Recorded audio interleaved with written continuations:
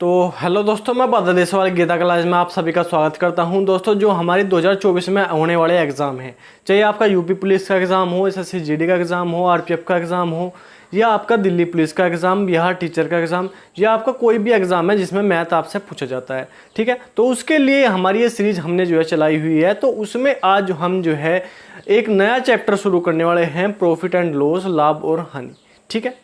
तो इस चैप्टर को सबसे पहले समझेंगे कि क्या होता है लाभ, क्या होता है हानि, क्या होता है लाभ परसेंट, क्या होता है हानि परसेंट, और कैसे इनको निकालते हैं, और किस तरह क्वेश्चन इनमें पूछे जाते हैं, और किस तरह क्वेश्चन हमारे जो है क्वेश्चन एग्जाम में आए हैं और आने की संभावना है, ठीक है। तो ये सबसे पहले हम जो है समझेंगे और देखेंगे, क्योंकि सबसे पहले समझना इसलिए ज़रूरी है क्योंकि इससे आपको जो है आने वाले जो हमारे क्वेश्चन जो हम क्वेश्चन करेंगे तो उसमें आपको जो है कोई भी दिक्कत नहीं होनी, कोई भी परेशानी आपको नहीं होने की, आप आराम से जो है सारे क्वेश्चन जो है कर ले जाओगे, ठीक है। तो करते हैं हम स्टार्ट। अपने देखते हैं हम कैसे हम जो है इस चैप्टर को समझ सकते हैं। लाभ हानि हमारा चैप्टर है। तो चैप्टर हमारा जो है सबसे पहले हम देखते हैं कि लाभ है क्या। लाभ है क्या? अगर कोई वस्तु हम बेचते हैं, कोई वस्तु हम जो है खरीदते हैं तो उसे हम क्या बोलते हैं? क्रय मूल्य। और अगर हम उस वस्तु को बेचते हैं तो बेचने वाली वस्तु को हम क्या कहते हैं? विक्रय मूल्य, ठीक है। तो अगर हम जो है कोई वस्तु खरीदते हैं उसे क्या बोलते हैं? क्रय मूल्य। और जो वस्तु हम बेचते हैं उसे क्या बोलते हैं? विक्रय मूल्य। अगर विक्रय मूल्य हमारा अधिक है, विक्रय मूल्य अगर हमारा अधिक है और उसमें से हमारा जो है हम क्रय मूल्य घटाते हैं, क्रय मूल्य घटाते हैं तो हमारा क्या प्राप्त होता है? हमारा प्राप्त होता है लाभ। तो लाभ बराबर क्या होता है? लाभ बराबर होता है हमारा विक्रय मूल्य माइनस क्रय मूल्य। मतलब अगर हमने जो है वस्तु अधिक मूल्य पर बेची और जिसमें मूल्य में हमने खरीदी थी उससे अधिक मूल्य पर बेची तो हम विक्रय मूल्य माइनस क्रय मूल्य करेंगे तो हमारा क्या प्राप्त होगा? हमें लाभ प्राप्त होगा, ठीक है। और अगर हानि की बात करें तो हमारा क्या हो जाएगा? क्रय मूल्य माइनस विक्रय मूल्य, क्रय मूल्य माइनस विक्रय मूल्य। मतलब अगर हमने जो वस्तु खरीदी थी वो हमने जो है कम दाम पर बेच दी तो उसका विक्रय मूल्य क्या होगा? कम। तो क्रय मूल्य माइनस विक्रय मूल्य हमारा क्या हो जाएगा? हानि। अगर बेचने वाली वस्तु जो हमने वस्तु बेची वो हमने जितने में खरीदी थी उससे कम में खरीद रहे हम तो हमें क्या होगी? हमें हानि होगी हमेशा, ठीक है। तो हमें जो है इस प्रकार हमें पता चलता है कि हमारे जो है माल में क्या हुई? हानि हुई, ठीक है। उसके बाद लाभ तथा हानि सदैव क्रय मूल्य पर गिने जाते हैं। मतलब लाभ निकालो या हानि निकालो, हम जो है सदैव हमें देखेंगे कि क्रय मूल्य हमारा क्या था, उसी हिसाब से हम जो है लाभ या हानि डिसाइड करेंगे, तय करेंगे, ठीक। उसके बाद यदि क्रय मूल्य x रुपये है, लाभ 20% है तो विक्रय मूल्य, देखो यदि हमारा क्रय मूल्य क्या है? x रुपये है, लाभ हमारे पास 20% है। लाभ का मतलब क्या हो गया? लाभ का मतलब ये हो गया कि हमारे पास अगर क्रय मूल्य हमारा क्या है? क्रय मूल्य हमारा क्या है? 100 रुपये है। क्रय मूल्य हमने मान लिया 100 रुपये, उस पर 20% का लाभ है तो विक्रय मूल्य क्या हो गया? विक्रय मूल्य हमारा हो गया क्या? 120, क्योंकि उस पर क्या है? 20% का लाभ है। तो हमारे पास क्या है? क्रय मूल्य भी है, हमारे पास विक्रय मूल्य भी है। उसने कहा कि क्रय मूल्य तो x है तो क्रय मूल्य हम x लिख लेंगे।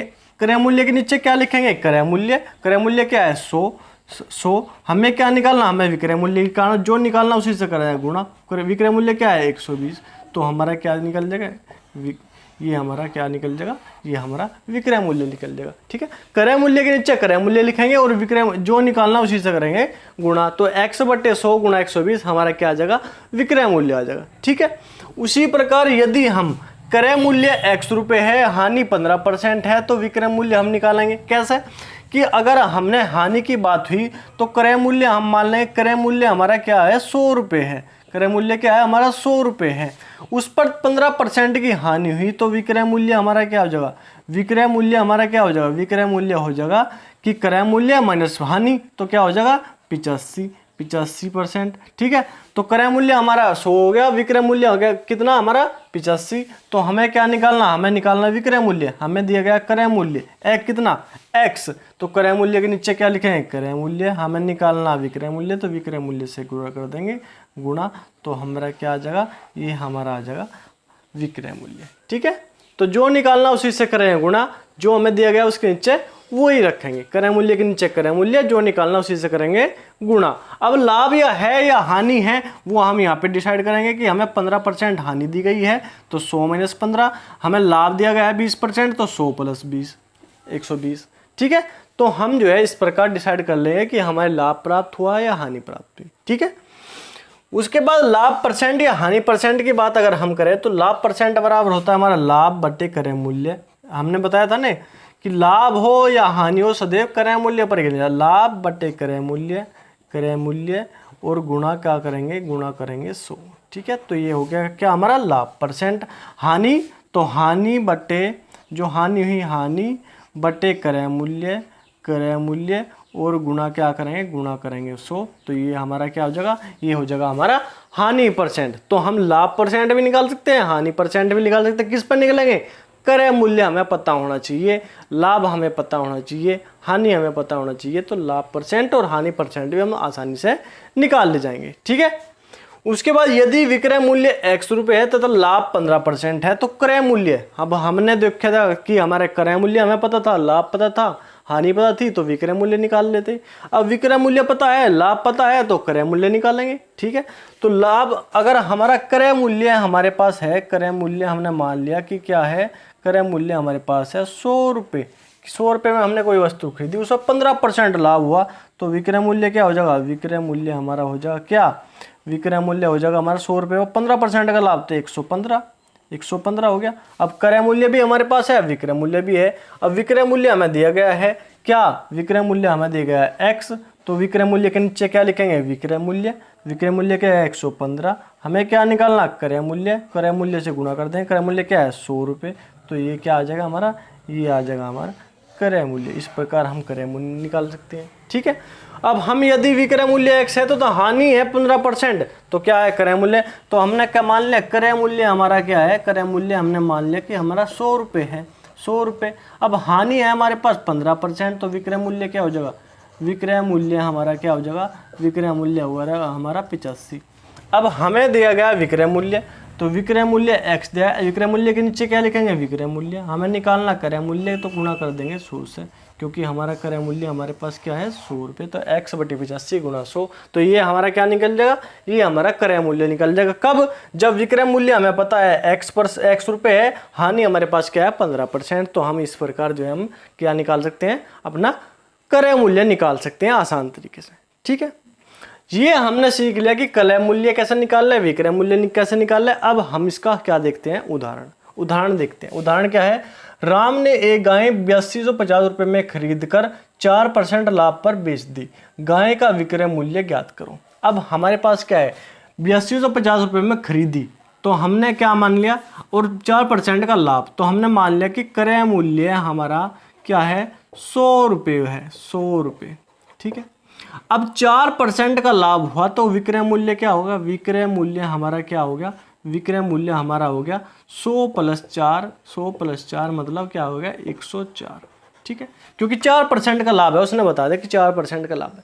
अब हमें ये क्या दिया गया 8250, राम ने एक गाय 8250 रुपये में खरीदी, तो मतलब क्रय मूल्य हमें क्या दिया गया, क्रय मूल्य हमें दिया गया जो 8250 रुपये। ठीक है, अब हमने क्या बताया था, हमने बताया था कि हमें अगर विक्रय मूल्य निकालना तो क्या करेंगे, क्रय मूल्य के नीचे क्रय मूल्य लिखेंगे। तो 8250 बटे क्रय मूल्य के नीचे क्या लिखेंगे, क्रय मूल्य क्या है 100 रुपये, गुणा किसकी करेंगे, जो हमें निकालना, हमें क्या निकालना विक्रय मूल्य, तो गुणा करेंगे विक्रय मूल्य क्या है 104 गुणा 104।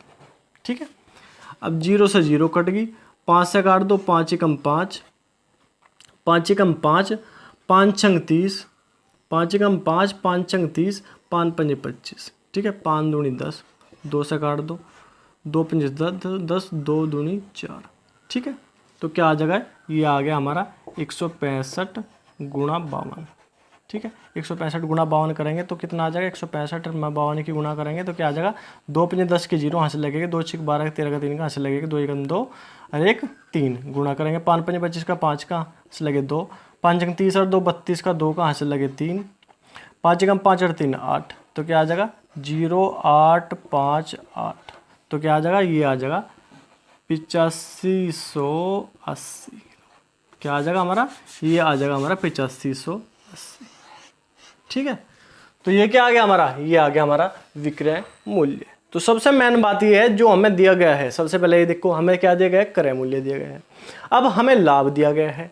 अगर हमें लाभ दिया गया है तो हमने ये मान लिया कि अगर हमारा जो है क्रय मूल्य 100 रुपये है, क्रय मूल्य अगर 100 रुपये है, उस पर 4% का लाभ हुआ तो हमारा जो है जो विक्रय मूल्य बेचा कितने में हमने, तो 100 रुपये की वस्तु पर 4% का लाभ हो गया तो कितने में बेच दिया, 104 में बेच दिया।